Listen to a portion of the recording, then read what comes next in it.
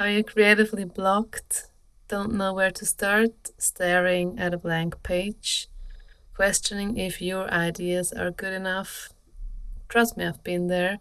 In this video, I'm gonna break down some of the mindset shifts that have helped me get to where I am today, which is I know I'm good enough and I'm just doing it without questioning every step of the way. So if that sounds interesting to you, stick around.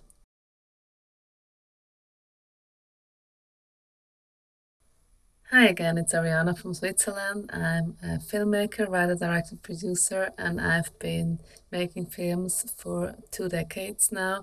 So on this channel, I share my experience and what I wish I had known starting out. Today's video is part 3 of my 6-part series on how to make your first short film. This is like one of the videos that have taken me ages in creating. You will see the different setups, my different outfits. I've tried and tried and tried again. There was one take where the frame froze after 2 minutes and I was recording for like 20 minutes and so on. I'll spare you all the details. Anyway, so as you can see in this video, even I've been there. First of all, it's really important to know your why. So, why do I actually want to make films? What is my why? If it's just about, external validation and so on, check again because, it's a long road making films and you really have to be doing something that brings you joy. And if that something is filmmaking, then congrats, you're on the right track. Keep going and just have a reminder somewhere, like near your desk, for instance, that reminds you when you come into a rut. Yes, I want to do this. This is my goal. And make maybe a vision board, write down your goals. And that's what I've done in the past, and it's helped me enormously. But also, research shows that if you write down your goals, not just, dream about them every few months, but actually write them down and make them, you know, as precise as possible. So if you write them down, you're more likely to actually see results. What is your goal in the stories that you tell? And be intentional about the stories you pick, because as I mentioned in another video that I'll link up here, you will spend a lot of time with your story. So it's also important to have a strong story idea and to know why you're picking that story. Drop a comment below. What is your why? What is your personal why? Of course, there's no right or wrong answer here. I'm just very interested in getting to know you a little bit and getting to know your reasons for wanting to make films. I believe that whatever your endeavors in life, a healthy routine is very, very important to be able to be consistent in showing up in all areas of your life, whether that be filmmaking, which might be a side hustle at this point, or family, or work, or study, whatever it is. What lifts me up, what motivates me, what gives me energy, good vibes, you name it. I figured out a morning routine, for instance, that I stick to even now that I'm a mother of two. And don't have much time to myself. I, for instance, still do my yoga every morning, even if it's just 10 minutes. My rule is just do it, just get on the mat, and it doesn't matter how long you're doing it for, as long as you do it. Of course, everyone is different. For you, it might just be drinking your cup of coffee in peace and organizing your mind. It might be meditating, it might be a workout, it might be a walk, whatever. But the key is figuring out what works for you and being consistent with it. And in terms of filmmaking, maybe you don't have the luxury of doing this full time, because in the beginning, I mean, you might also have a 9 to 5 job. So if that's the case, if you have a 9 to 5, that doesn't mean that you can't fit it into your schedule. You might have to cut some things out of your schedule.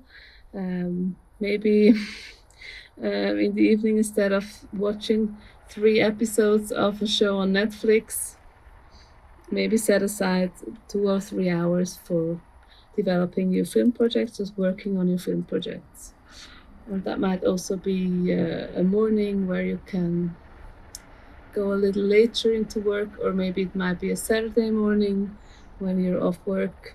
Whatever works for you, you just have to find one dedicated window of time in your week, and I would make that a fixed window of time, ideally on the same day every week. So for me, it used to be my Thursdays. I used to have Thursdays off. I was an elementary school teacher for 6 years, and I worked part time. So I worked Monday through Wednesday and Fridays, and I had Thursdays off.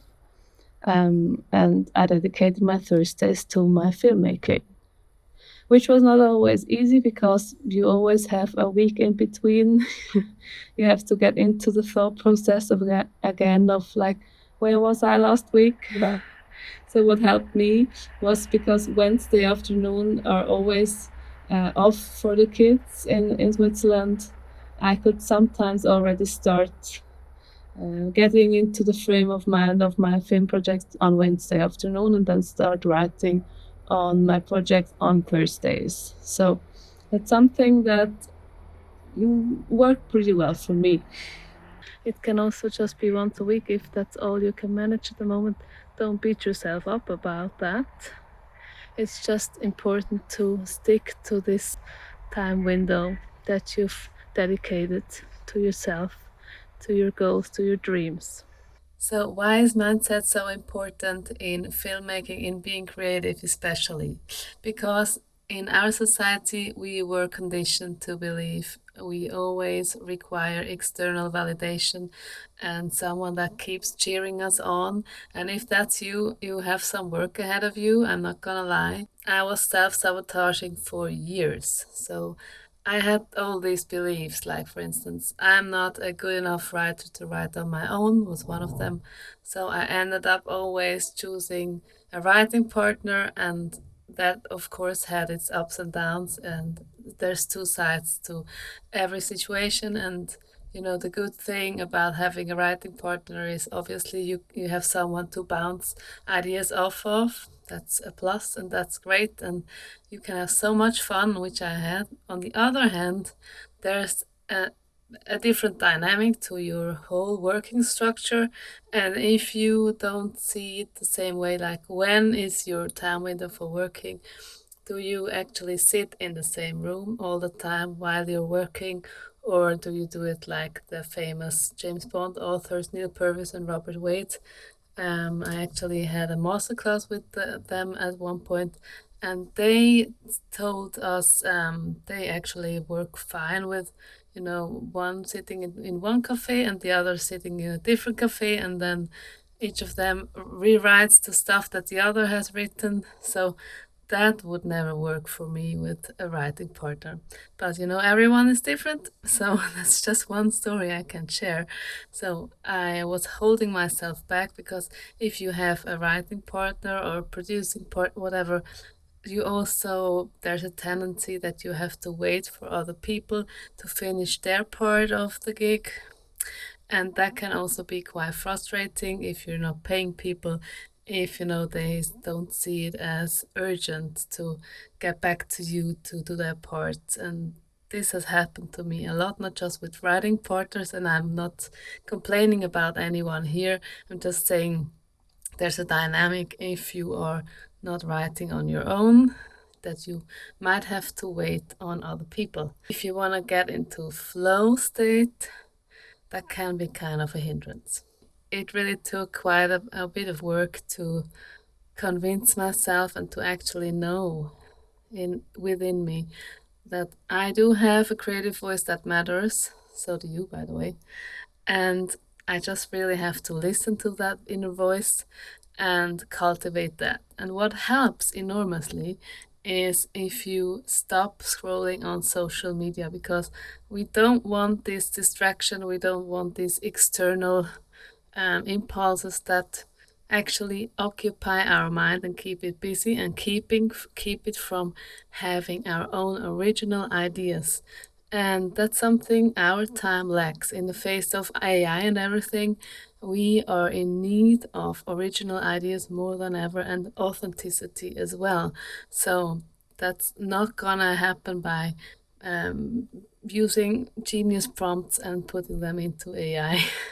James Cameron himself said this too, just with the promo of Avatar Fire and Ash. He actually said he will never have AI do the writing for him. And I think that's very significant coming from such a big visionary filmmaker. I think it's important to just know your why and have realistic expectations of the filmmaking process, of your first film, especially.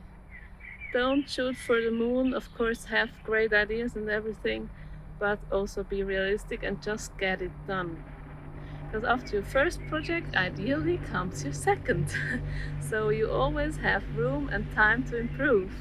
And it's all about getting started and not getting in the way of yourself in terms of astronomical expectations, or my first short needs to be accepted into an A festival, because that would be a rather high expectation. I'm not saying it's impossible, but don't shoot for that, or don't be disappointed if that doesn't happen. Having a healthy and sustainable daily routine and weekly routine is key. So you're happy, you're motivated, you're fulfilled, and you're able to keep going for months and years, because that's how you improve, by practicing, trying out new things, and then getting feedback and starting it all over again.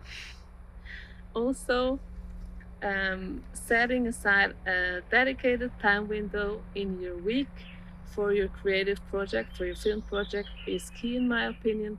So you yourself take it seriously, and your brain also takes it as part of your week. Just, it's just there. It's just no questions asked, right? It's part of my life now. That's how it should be. So, I'm really curious to read about your thoughts on this video.